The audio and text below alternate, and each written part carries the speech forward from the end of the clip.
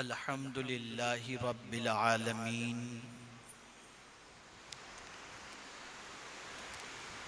वल आक़िबतु लिल मुत्तक़ीन वस्सलातु वस्सलामु अला सय्यिदिल अंबियाइ वल मुरसलीन व अला आलिहि व अस्हाबिहि तय्यिबीन अत्ताहिरीन अम्मा बाद फ़अऊज़ु बिल्लाहि मिनश शैतानिर रजीम बिस्मिल्लाहिर रहमानिर रहीम क़ालन नबिय्यु सल्लल्लाहु तआला अलैहि वसल्लम बुइस्तु लिउतम्मिम मकारिमल अख़लाक़ सदक़ रसूलुल्लाह सल्लल्लाहु तआला अलैहि वसल्लम। काबिल क़द्र उलमाए ज़वील एहतराम हाज़िरीन व नाज़रीन, अस्सलामु अलैकुम व रहमतुल्लाहि व बरकातुहू। जिस हदीस मुबारका की तिलावत का मैंने शर्फ हासिल किया, उससे मुताल्लिक़ कुछ मारूज़ात पेश करने से पहले आक़ाए करीम रऊफ़ुर रहीम अलैहि तहिय्यतु व तस्लीम की बारगाह बेकस पनाह में जिस तरीक़े से मैं पढ़ाऊँ, अक़ीदत व मोहब्बत में डूब कर उसी तरीक़े से दुरूद व सलाम का नजराना पेश करें। अस्सलातु वस्सलामु अलैका या रसूल अल्लाह, अस्सलातु वस्सलामु अलैका या हबीब अल्लाह, अस्सलातु वस्सलामु अलैका या नबी अल्लाह, अस्सलातु वस्सलामु अलैका या नूर अल्लाह, व अला आलिका व अस्हाबिका या हबीब अल्लाह, सल्लल्लाहु तआला अलैका वसल्लम। अल्हम्दुलिल्लाह, मुहिब्ब गिरामी जनाब मुनव्वर हाजी मूसा गाजी साहब की दुख्तर की निकाह की तकरीब से पहले ज़िक्र मुस्तफ़ा सल्लल्लाहु अलैहि वसल्लम की महफ़िल सजाई गई है। जो भी नेमतें मिली हैं या क़यामत तक मिलती रहेंगी, वो सब कुछ ज़िक्र मुस्तफ़ा सल्लल्लाहु अलैहि वसल्लम के सदक़े। किसी मुसीबत से नजात चाहिए तो ज़िक्र मुस्तफ़ा करो,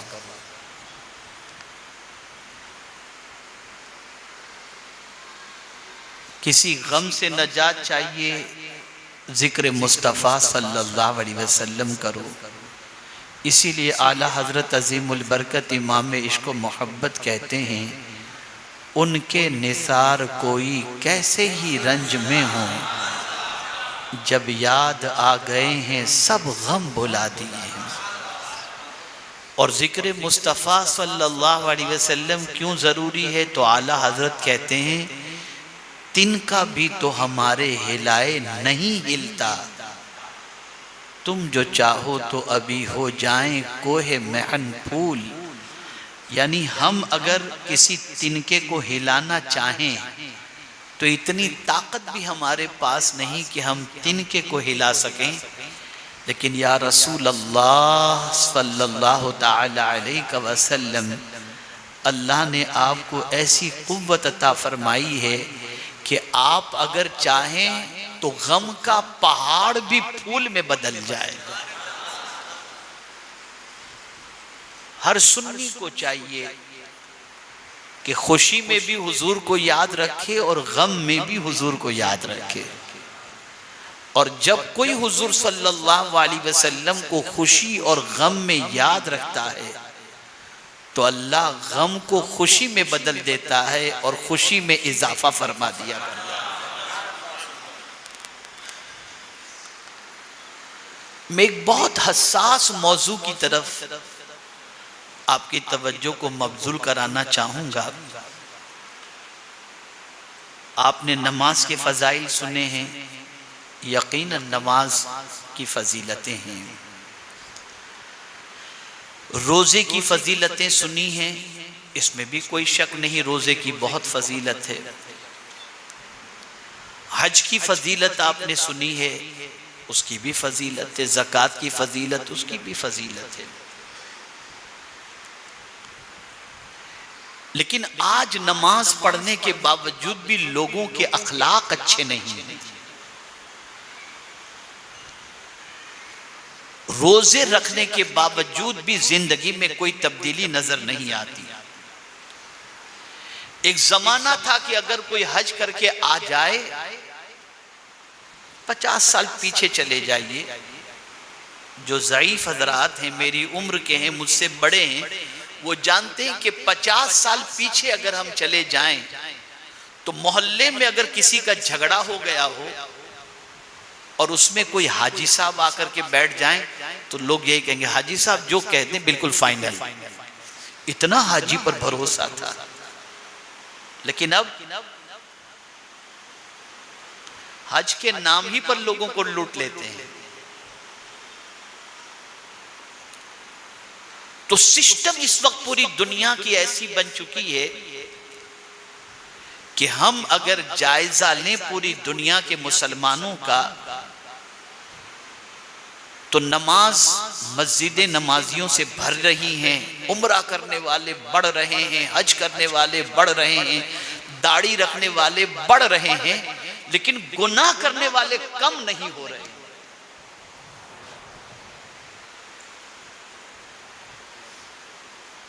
क्या रीजन है उसका? क्योंकि आज हम जश्न ईद मिलादुन नबी सल्लल्लाहु अलैहि वसल्लम मना रहे हैं, तो थोड़ा सा समझना भी चाहिए।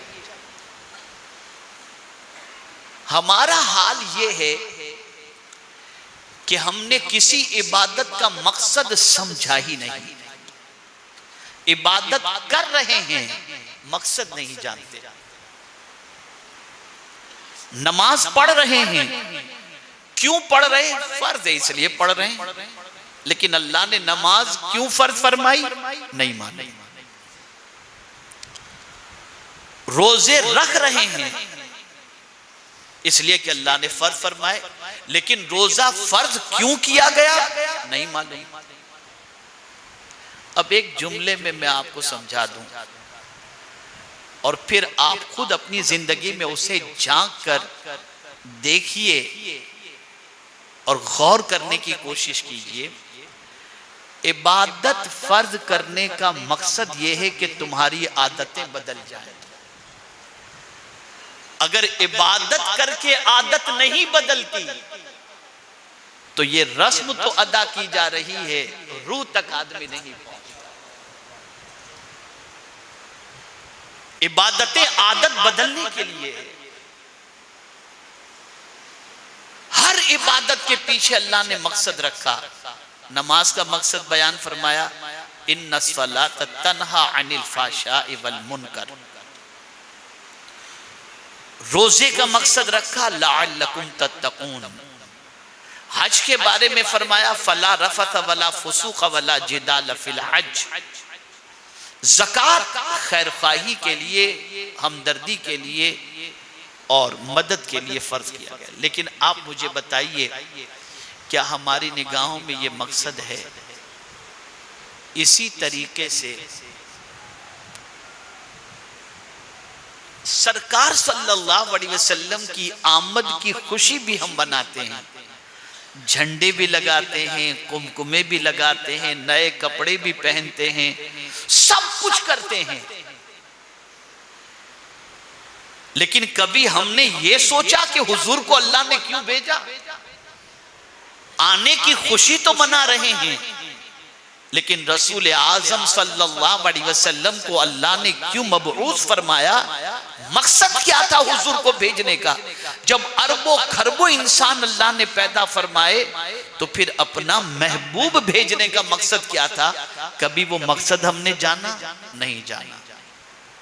तो हमारा हाल ये है कि मिलादुन नबी सल्लल्लाहु अलैहि वसल्लम के जुलूस में भी निकलते हैं तो नमाज छोड़ देते हैं, मकसद नहीं मालूम। अरे भाई, खाने का मकसद भी अल्लाह ने रखा है, चलने का मकसद भी रखा है, पानी पीने का मकसद भी रखा है, हर चीज का अल्लाह ने मकसद रखा है। लेकिन हमारी नजर मकसद पर नहीं है, हमारी नजर जाहिर पर है। चुनाचे आज पूरी दुनिया के मुसलमानों की सिचुएशन ये है कि आज का मुसलमान दुनिया के अंदर इफेक्टिव पर्सनालिटी की हैसियत से अपने आप को पेश नहीं कर पा रहा। कितने लोग मुसलमान से मुतासिर होते हैं, कितने लोग मुसलमान से इस्लाम के सिलसिले में अच्छाइयां कबूल करने के लिए तैयार होते हैं। तो मैं समझता हूं शाज़ो नादिर ही कोई ऐसा मुसलमान होगा जिससे कोई गैर मुस्लिम इम्प्रेस हो रहा हो या उस मुसलमान से मुतासिर होकर इस्लाम की सच्चाई और हक्कानियत को तस्लीम करने के लिए तैयार होता हो। अब आइए मैं आपको समझाता हूं। हम आमद रसूल सल्लल्लाहु अलैहि वसल्लम की खुशी मना रहे हैं, जश्न मना रहे हैं। अब हुजूर सल्लल्लाहु अलैहि वसल्लम से पूछें कि या रसूल अल्लाह सल्लल्लाहु तआला अलैहि वसल्लम, अल्लाह ने आपको क्यों भेजा, क्यों मबऊस फरमाया, आपकी बैसत का मकसद क्या है? तो आकाए करीम सल्लल्लाहु अलैहि वसल्लम खुद इरशाद फरमाते हैं, बुइस्तु लिउतम्मिम मकारिमल अखलाक, मैं अखलाक को कंप्लीट करने के लिए मबऊस किया गया हूं। हुजूर सल्लल्लाहु अलैहि वसल्लम के आने का मकसद अखलाक को कंप्लीट करना, इंसानों को बाअखलाक बनाना, बाकिरदार बनाना, बासलाहियत बनाना। इसलिए कि याद रखें, इंसान भले खूबसूरत हो, आज लड़का शादी करना चाहता है तो क्या देखता है? लड़की में रूप देखता है और लड़की के अंदर रुपया देखता है। रूप और रुपया, ये दो चीजें देखी जाती हैं। जुमला गौर कीजिएगा और जुमला जहन में महफूज कीजिएगा। हुस्न लड़की का आंखों को अच्छा लगता है, लड़की का हुस्न आंखों को अच्छा लगता है, और लड़की के अखलाक दिल को अच्छे लगते हैं, दिल को अच्छे लगते हैं। हुजूर अखलाक कंप्लीट करने के लिए तशरीफ लाए। मुझसे किसी ने जयपुर के अंदर सवाल पूछा था कि एक जुमले में आकाए करीम सल्लल्लाहु अलैहि वसल्लम के आने का मकसद बयान कीजिए। मैंने कहा एक ही जुमले में अर्ज करूंगा, हुजूर सल्लल्लाहु अलैहि वसल्लम के आने का मकसद ये है कि नाम के इंसानों को काम का इंसान बनाया जाए, इसलिए हुजूर तशरीफ लाए। इस वक्त हम जंग में हैं। देखिए गौर से सुनिएगा, हम लोग इस वक्त जंग की हालत में हैं। हमारे ऊपर इस वक्त 4 किस्म की जंगें मुसल्लत हैं। Educational war, economical war, political war और कैरेक्टर वॉर। और वॉर के माने होता है जंग के। हम तालीमी जंग के अंदर हैं और पूरी दुनिया तालीम में कंपटीशन कर रही है। और जब हम तालीम के मैदान के अंदर मुसलमानों को देखते हैं कि इस जंग के अंदर मुसलमान कहां है, तो मुझे ज़्यादा कहने की ज़रूरत नहीं है। सच्चर कमेटी की रिपोर्ट हमारा तालीमी स्टेटस दुनिया के सामने उजागर कर रहा है कि हम तालीम में दुनिया से कितने पीछे हैं। तो तालीमी जंग में हम बहुत पीछे हैं, बहुत पीछे, यानी बहुत पीछे हैं। खैर अल्हम्दुलिल्लाह पहले से सुधार पैदा हुआ और अभी 23 साल का एक लड़का जिसका नाम मोहम्मद उवैस है, जो कर्नाटक का रहने वाला है, वो दुनिया का सबसे अजीम सैटेलाइट इंडिया के लिए बना रहा है और 50 सैटेलाइट देकर वर्ल्ड के अंदर एक रिकॉर्ड कायम करने की पोजीशन में है। वो 23 साल का है।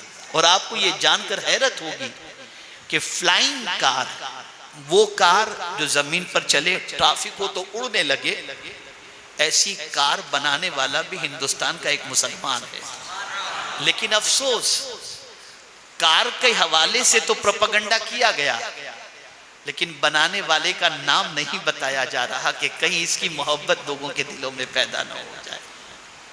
तो एजुकेशन में सुधार पैदा हो रहा है।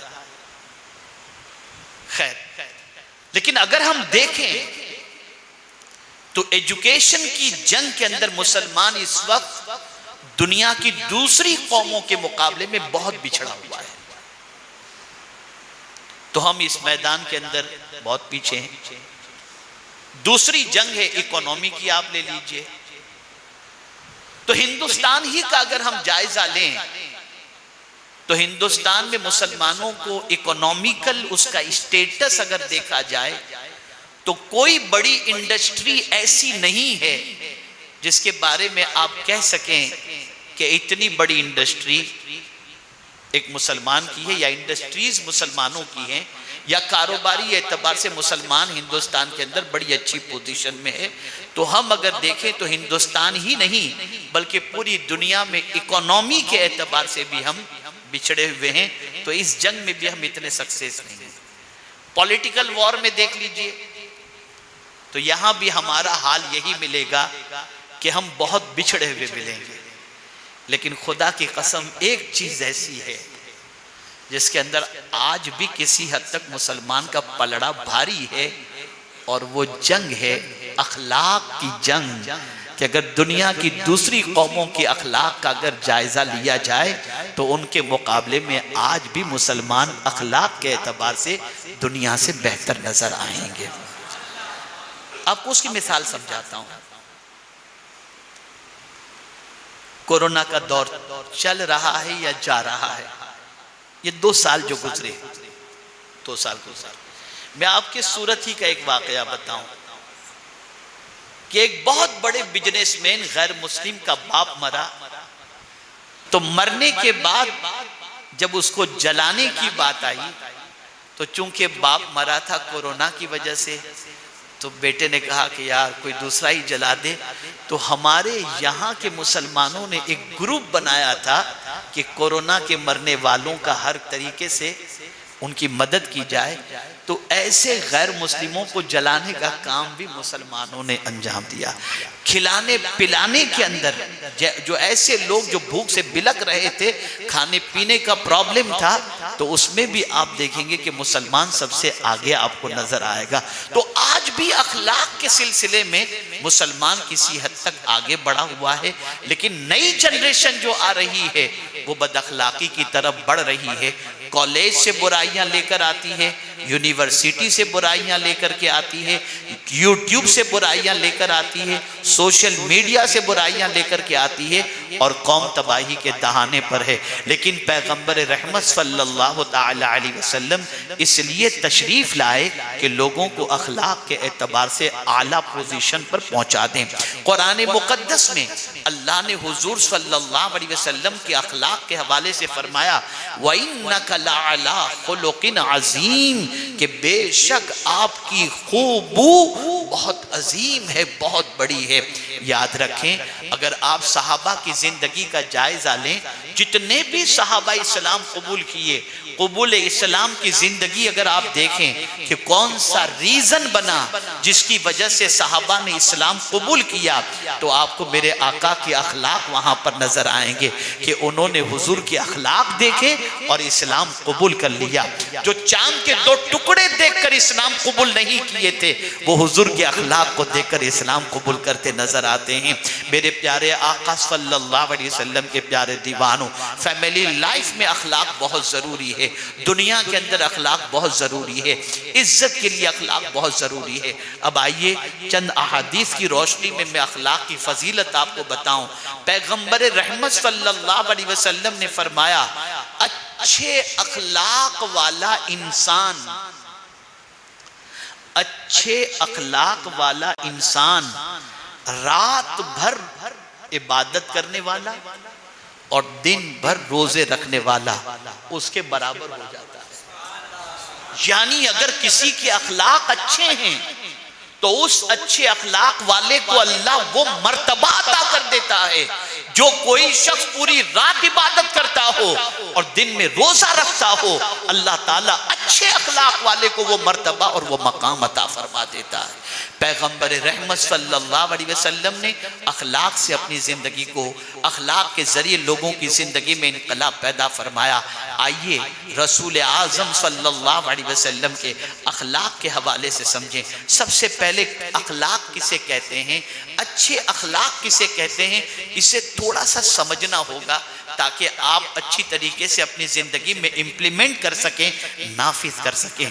अच्छे अखलाक के बारे में इमाम गज़ाली रहमतुल्लाह ताला अलैह फरमाते हैं, अच्छे अखलाक उसे कहते हैं जिसे बगैर किसी तकलीफ के आदमी हमेशा जिसका इजहार करता रहे, जिससे वो चीज सरसत हो। गौर से सुनिएगा, बगैर किसी तकल्लुफ के, आर्टिफिशियल नहीं, आर्टिफिशियल नहीं। जैसे किसी से मिलना है तो मुस्कुरा करके मिलना, तो जबरन मुस्कुरा करके नहीं, उसकी हॉबी है जब किसी से मिलता है तो मुस्कुरा करके मिलता है, उसे कोई मेहनत नहीं करनी पड़ती, उसकी हॉबी के अंदर ये चीज शामिल है, उसकी आदत के अंदर ये चीज शामिल है। जब वो किसी से मिलता है तो मुस्कुरा करके मिलता है, ये उसका अखलाक है। लेकिन होता ऐसा है, मालदार से मिला तो मुस्कुरा कर और गरीब को नजरअंदाज कर दिया, तो इसे हुस्ने अखलाक का पैकर नहीं कहा जाता, इसे हुस्ने अखलाक। अखलाक तो फिर गरीब के लिए भी वही हो और अमीर के लिए भी वही हो। जब हर किसी से तुम मुस्कुरा करके मिलोगे तो ये तुम्हारा अखलाक कहलाएगा। ये नहीं कि किसी से अलग, किसी से अलग, ये आया तो अलग, वो आया तो अलग, नहीं। तुम्हारी हॉबी के अंदर ये चीज शामिल है कि तुम जब किसी से मिलते हो मुस्कुरा करके मिलते हो। अल्लाह अकबर। आकाए करीम सल्लल्लाहु अलैहि वसल्लम ने किसी मुसलमान से मुस्कुरा करके मिलने पर सदके का सवाब अता फरमाया। अब इस अखलाक को अपनी जिंदगी में देख लें। इसी तरीके से आदमी सेठ है, उसके पास लोग काम करते हैं, नौकर भी हैं, झाड़ू लगाने वाले भी हैं, सब कुछ है। उसकी मेंटेलिटी होती है, मैं सेठ हूं, मैं जब ऑफिस के अंदर एंट्री करूं या फैक्ट्री में एंट्री करूं तो मेरा नौकर मुझे सलाम करे, और वो सलाम उसको करना अपनी तौहीन समझता है। ये बदअखलाकी है। आकाए करीम से बढ़ करके कोई दूसरा नहीं हो सकता। माल के एतबार से हो, इल्म के एतबार से हो, इज्जत के एतबार से हो, मेरे आका सल्लल्लाहु अलैहि वसल्लम से बढ़ करके कोई दूसरा नहीं। लेकिन सरकार सल्लल्लाहु अलैहि वसल्लम की आदत करीमा ये थी कि जब किसी से मिलते तो मौका नहीं देते थे कि वो सलाम करे, हुजूर खुद से सलाम कर दिया करते थे। ये रसूल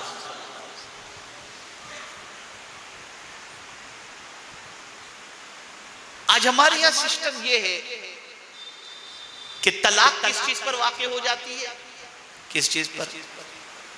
मैं घर में एंटर हुआ, लड़की ने जो है मेरे हाथ से बैग नहीं लिया, मुझे पानी नहीं पूछा, इसकी माँ ने इसको तमीज नहीं सिखाई, खत्म बात।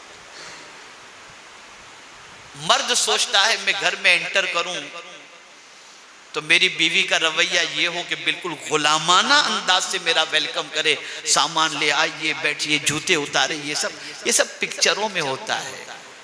जरा हुजूर को पढ़ो। उम्मुल मुमिनीन हजरत आयशा सिद्दीका रदियल्लाहु ताला अन्हा से पूछा गया कि सरकार सल्लल्लाहु अलैहि वसल्लम जब घर में तशरीफ लाते थे तो आकाए करीम सल्लल्लाहु अलैहि वसल्लम का घर में आने के बाद घर वालों से सुलूक कैसा होता था। तो उम्मुल मुमिनीन हजरत आयशा सिद्दीका रदियल्लाहु ताला अन्हा फरमाती हैं, सरकार सल्लल्लाहु अलैहि वसल्लम मुस्कुराते हुए घर में तशरीफ लाते और कभी हुजूर सल्लल्लाहु अलैहि वसल्लम घर वालों को किसी चीज का ऑर्डर नहीं करते थे, बल्कि सरकार मुस्कुरा कर आते और अपना काम खुद अपने हाथों से अंजाम दे दिया करते। ये लाइफ में कभी प्रॉब्लम नहीं आएगा, कभी प्रॉब्लम नहीं। लेकिन चूंकि देखा पिक्चर है, बिग बॉस देखा है, सीरियल देखा है, और उसमें जिस तरीके से बिहेवियर होता है, कभी हुजूर की जिंदगी तो हमने पढ़ी नहीं, और जब नहीं पढ़ी तो फिर उस तरीके से लाइफ भी नहीं गुजारते, उस तरीके से जिंदगी भी नहीं गुजारते। ऐ रसूल गिरामी वक़ार सल्लल्लाहु ताला अलैहि वसल्लम के दीवानों, और याद रखें, बहुत अहम बात अर्ज कर रहा हूं, पूरी दुनिया में आप सबसे अच्छी तरीके से मिलते हो और बीवी से मुंह चढ़ा करके मिलते हो, बच्चा देखकर आपको भाग जाता हो, डरता हो, घर में आए तो बिल्कुल एकदम रोबो दबदबे के साथ, आप अच्छे नहीं हैं, आप अच्छे नहीं हैं। आकाई करीम सल्लल्लाहु ताला अलैहि वसल्लम ने इरशाद फरमाया, तुम में बेहतर वो है जो अपने अहलो अयाल में बेहतर है, और मैं तुम सब में बेहतर हूं कि अपने अहलो अयाल में बेहतर हूं। ये हुजूर ने फरमाया। इसीलिए आज कोई बच्ची, मेरी भी माशाअल्लाह 4 बच्चियां हैं, सबकी शादियां हो गई हैं, बल्कि मेरी नवासी के यहाँ 3 बेटे हैं माशाअल्लाह। हम देखते हैं हमारी कम्युनिटी के मेमन बिरादरी के माशाअल्लाह सब ज्यादातर बच्ची जैसे ही ससुराल से माँ के यहाँ आती है ना, तो पहले बैठ करके पोटली खोलती है, और सास ऐसा बोलती है, ननद ऐसा करती है, बस यही सिलसिला चलता है। तो 1 घंटे तक तो माँ उससे दास्तान सुनती रहती है। तो ये होता है ना ऐसा, हर बच्ची आकर सबसे पहले दास्ताने गम सुनाए, इसलिए कि बीवी जितना अपने शौहर और घर वालों के बारे में जानती, इतना कोई दूसरा नहीं जानता, कोई दूसरा नहीं जानता। आप कितने अच्छे हैं वो आपकी बीवी बता सकती है। आप बाहर अमामा पहनकर चलें, दाढ़ी रखकर चलें, तबलीग करें, लेकिन बीवी जानती है कि मियाँ कितने पानी में है। लेकिन कुर्बान मेरे आका की अजमत पर सल्लल्लाहु अलैहि वसल्लम, पूछने वाले कहीं और पूछने गए ही नहीं। उम्मुल मुमिनीन हजरत आयशा सिद्दीका रदियल्लाहु ताला अन्हा के पास आए और कहा, उम्मुल मुमिनीन जरा हमें हुजूर के अखलाक तो बताओ। और सरकार की कई बीवियां, सौकनों का मामला आप समझ सकते हैं। अब जैसे ही पूछने वाले ने पूछा कि रसूल आजम सल्लल्लाहु अलैहि वसल्लम के अखलाक के बारे में बताओ, कुर्बान जाइए उम्मुल मुमिनीन के जवाब पर इरशाद फरमाती, तूने कुरान पढ़ा है?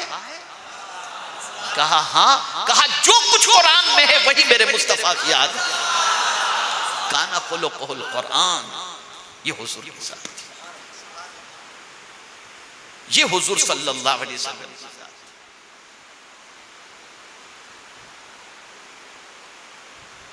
हम सारी दुनिया से मुस्कुराकर बात करना पसंद करेंगे और घर में गुंडागर्दी करेंगे। कोई बीवी को मार रहा है, कोई दूसरी शादी की धमकी दे रहा है, कोई तलाक की धमकी दे रहा है, कोई क्या कर रहा है, कोई क्या पता नहीं क्या पोजीशन। और कुछ लोग तो कहते हैं वसीला नहीं, बगैर वसीले वाली बात, बगैर वसीले की बात करते हैं। अरे मैं कहता हूं सुनो, एक गरीब सहाबी हुजूर की बारगाह में हाजिर आए और अर्ज करने लगे, या रसूल अल्लाह सल्लल्लाहु अलैहि वसल्लम, बड़ी गुर्बत है, बड़ी मुश्किल से गुजारा होता है, सरकार कोई इलाज बताइए। इरशाद फरमाया, शादी कर लो। वो कहती, खुद के खाने के लाले पड़े हुए, बीवी आएगी तो खिलाऊंगा कैसे? सरकार ने फरमाया, उसकी वजह से अल्लाह तुझे बरकत अता फरमाएगा। तो जब बीवी की वजह से अल्लाह बरकत अता फरमा दे, तो क्या मुस्तफा के वसीले से अल्लाह सब कुछ अता नहीं फरमाएगा? पता नहीं कैसा मिजाज लोगों का बना हुआ है। तो अर्ज ये कर रहा था, अखलाक बहुत जरूरी है। आकाए करीम सल्लल्लाहु अलैहि वसल्लम इरशाद फरमाते हैं, कल बरोज़े क़यामत मीज़ान पर जो सबसे वजनी चीज होगी, सरकार सल्लल्लाहु अलैहि वसल्लम फरमाते हैं, वो अखलाक। अखलाक। और दुनिया इस वक्त जो पूरी कोशिश कर रही है ना, वो अखलाक बिगाड़ने ही की कोशिश कर रही है। मैं अंग्रेजी का एक थॉट आपके सामने पेश करता हूं। Wealth is lost, nothing is lost. Health is lost, something is lost, but the character is lost, everything is lost. आपने अगर पैसा कुछ गंवा दिया है तो कोई बात नहीं, फिर मिल जाए। सेहत आपने गंवा दी है तो चलिए थोड़ा सा आपका नुकसान हुआ, लेकिन अगर आपने अपने अखलाक खराब कर दिए तो फरमाएगा कि सब कुछ आपका बर्बाद हो, सब कुछ बर्बाद हो। ऐ रसूल आज़म सल्लल्लाहु ताला अलैहि वसल्लम के दीवानों, अखलाक दुरुस्त करो।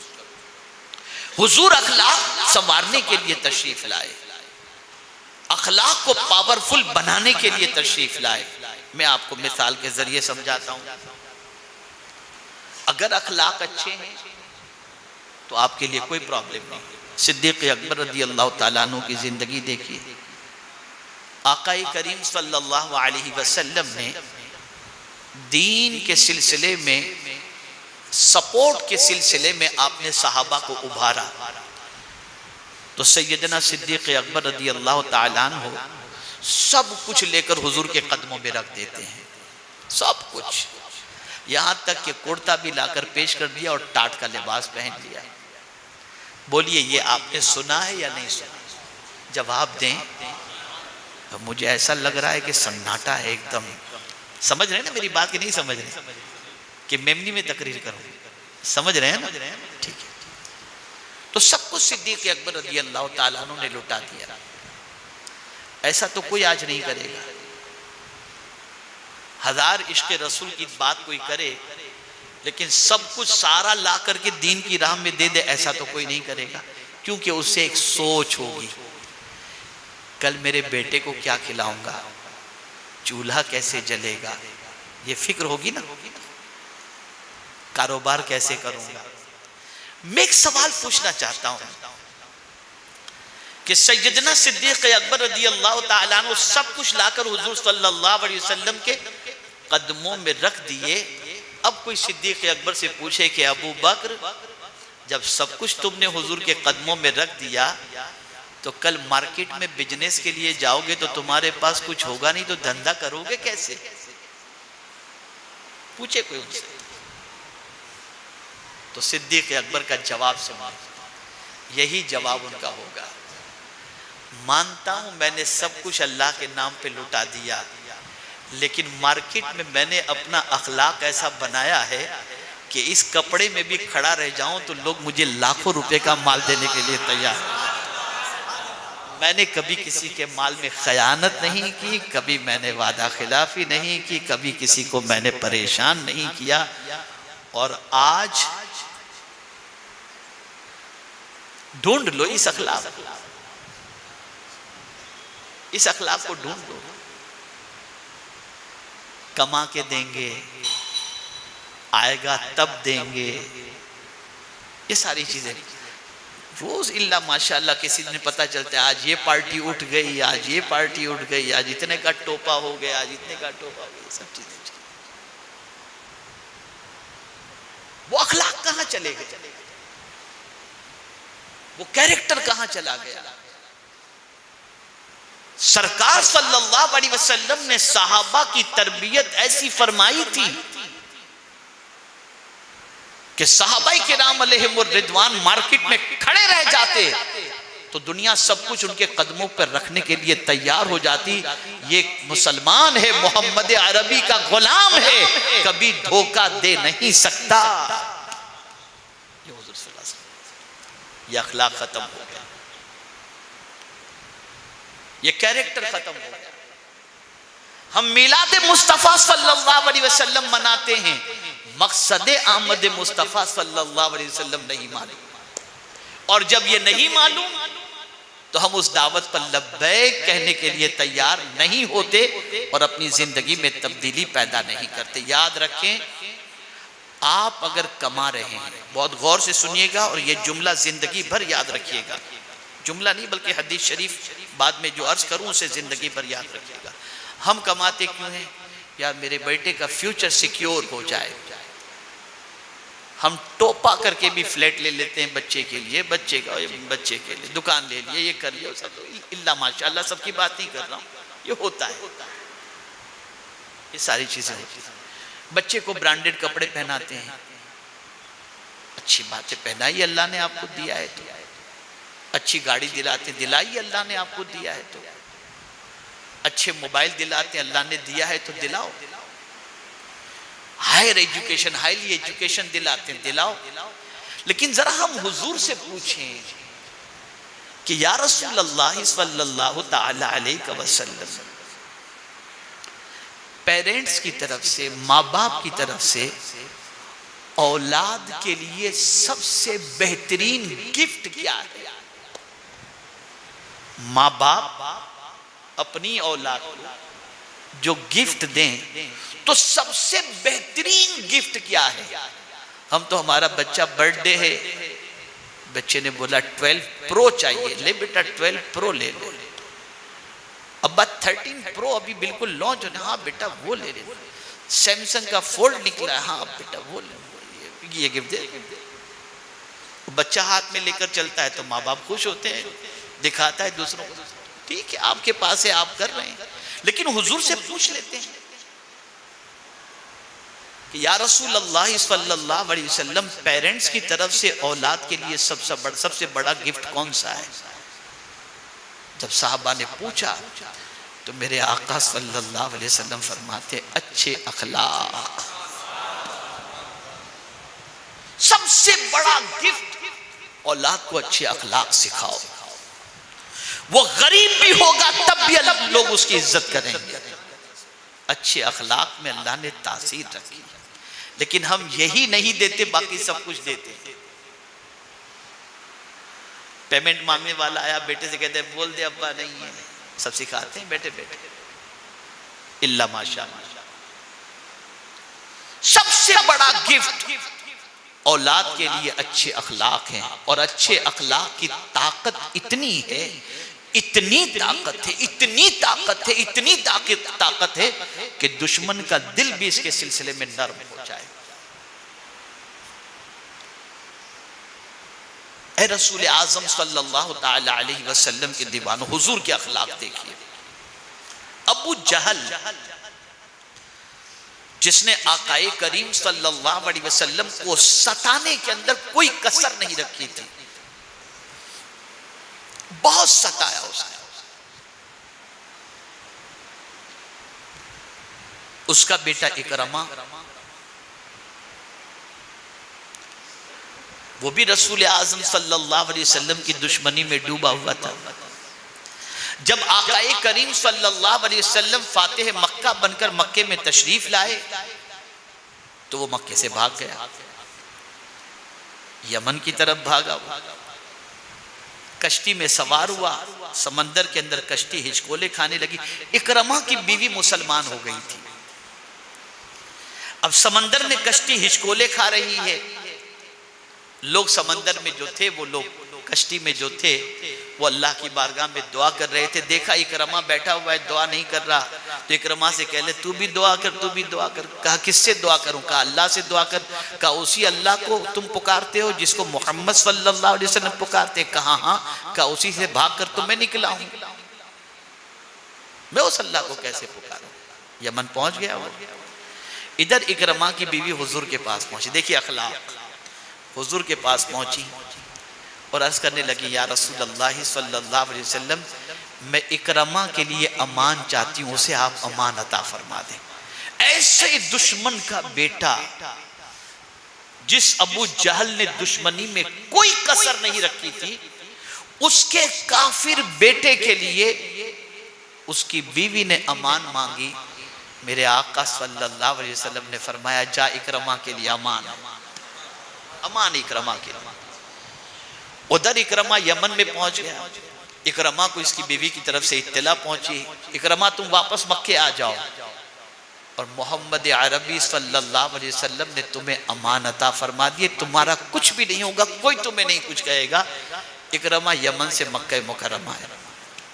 अब जैसे ही मक्का मुकर्रमा पहुंचा इकरमा, बीवी ने कहा चल तुझे हुजूर के पास ले जाते हैं।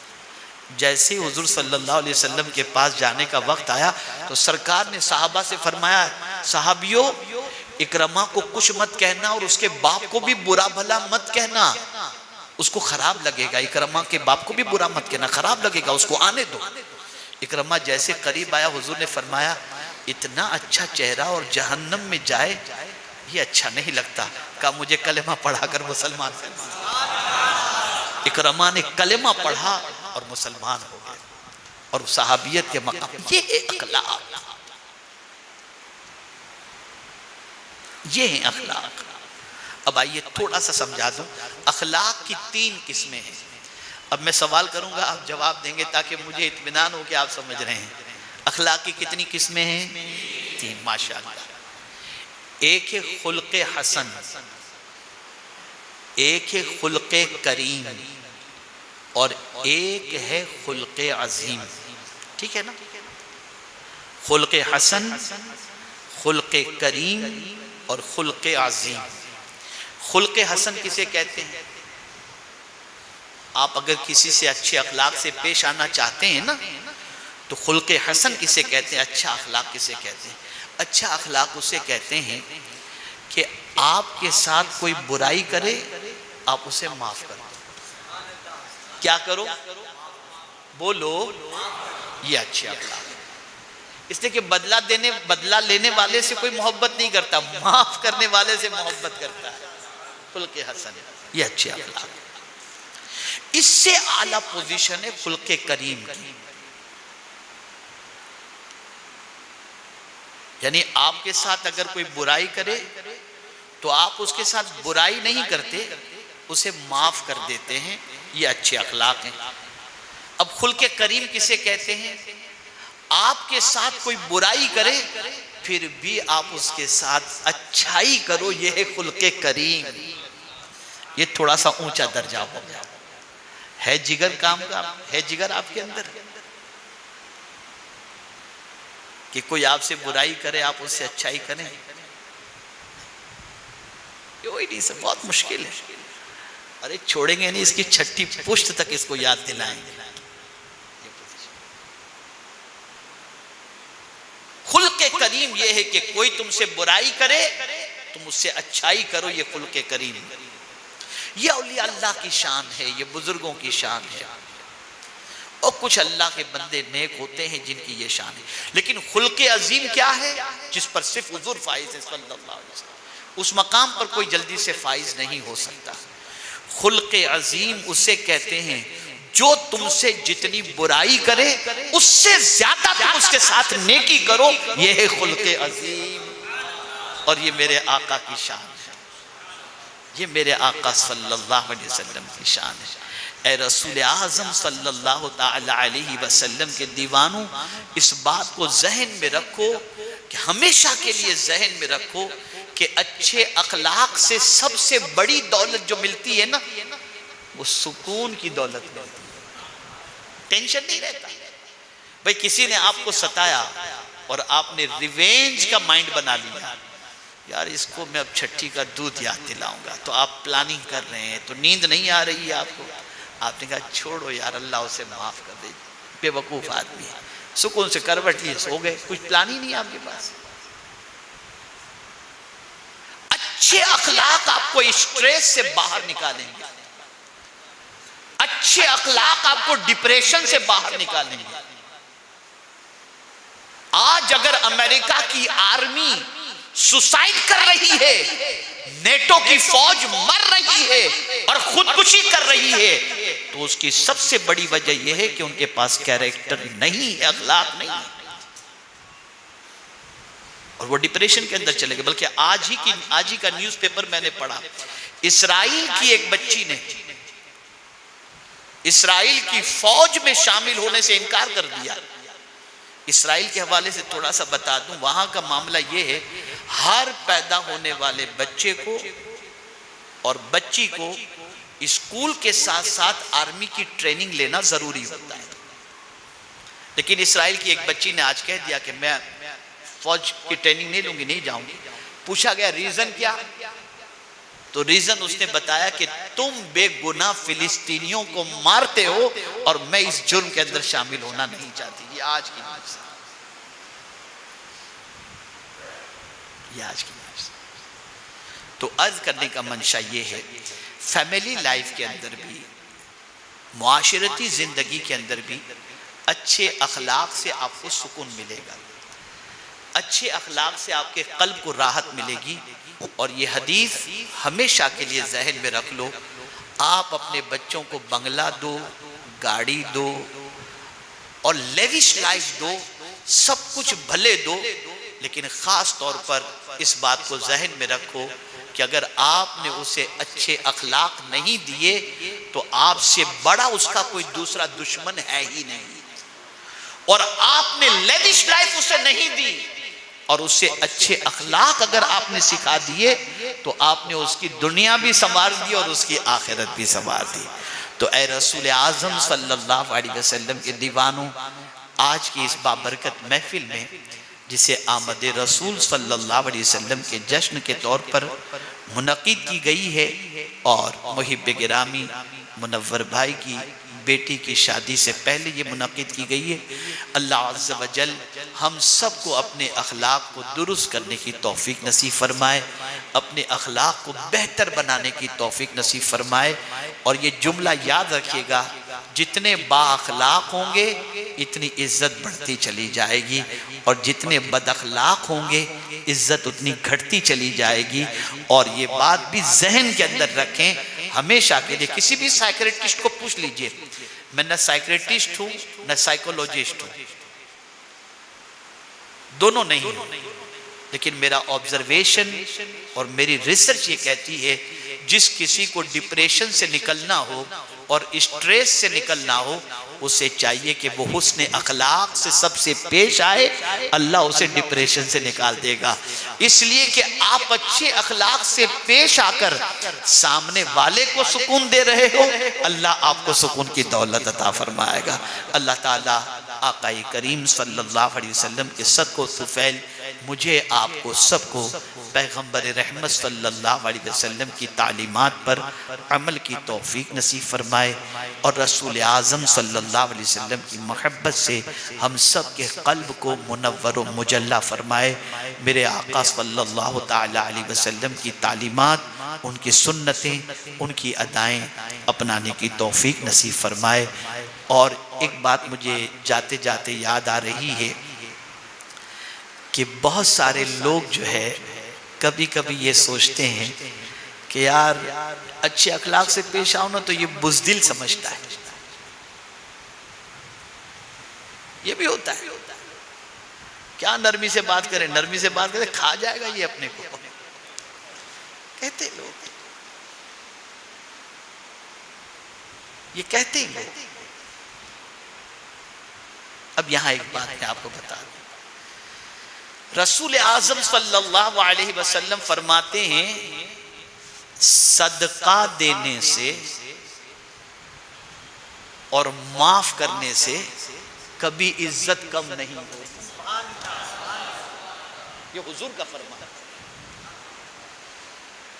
आपने लेट गो किया ना, अल्लाह आपको इज्जत अता फरमाएगा, और किसी और का कौल नहीं है, ये उस रसूल का कौल है जो हक के अलावा कुछ फरमाते ही नहीं, ये उनका फरमान है।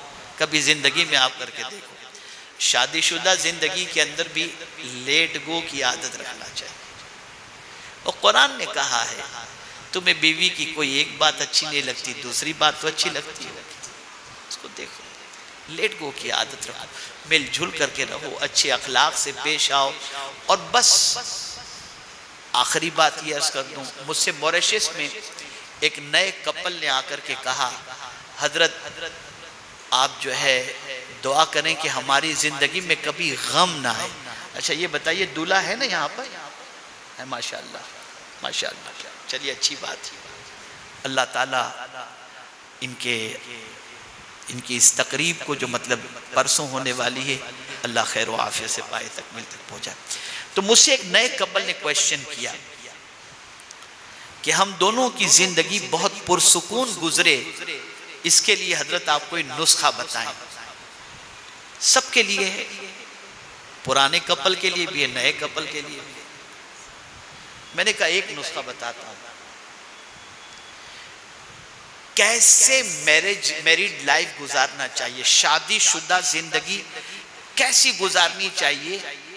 उसके लिए किसी सीरियल के आर्टिस्ट को न देखें कि वो अपनी बीवी से कैसे मिलता है, या किसी हीरो या हीरोइन को न देखें कि वो अपने बीवी से कैसे जिंदगी गुजारता है। अगर आप पीसफुल और बहुत हैप्पीली लाइफ गुजारना चाहते हैं तो हुजूर अपनी बीवी से कैसे जिंदगी गुजारते थे उसे पढ़ लो, और मौला अली खातून जन्नत के साथ कैसे रहते थे उसे पढ़ लो, और उस पर अमल करो। तुम्हारी जिंदगी में कभी फसाद पैदा ही नहीं होगा, बहुत पुरसुकून मोहब्बत से तुम्हारी जिंदगी गुजरती रहेगी। तो मैं आप सबसे यही अर्ज करूंगा, और मकतब तैयबा वाले यहाँ पर हमारे निगरान साहब भी मौजूद है और मकतब तैयबा वाले भी होंगे, दूल्हे को भी और दुल्हन के लिए भी मेरी तरफ से एक किताब मेरी लिखी हुई जो है तोहफे निकाह, गुजराती में भी है, उर्दू में भी है, हिंदी में भी है, इंग्लिश में भी है, जिस लैंग्वेज में वो पढ़ना जानते हो वो तोहफे निकाह पढ़ लें। इंशाअल्लाह जब उसको पढ़ेंगे तो एक दूसरे के हुकूक अल्लाह और उसके रसूल ने क्या रखे हैं ये एक दूसरे समझ जाएंगे, और उसके बाद इंशाअल्लाह उसके मुताबिक ज़िंदगी गुजारेंगे तो ज़िंदगी में बहार ही बहार आएगी। अल्लाह सब पर करम की नज़र फरमाए और परवरदिगार सारे काम को आसान फरमाए और हमें बाअखलाक बनाए। वमा अलैना इल्लल बलागुल मुबीन। अस्सलामु अलैकुम व रहमतुल्लाहि व बरकातुहू।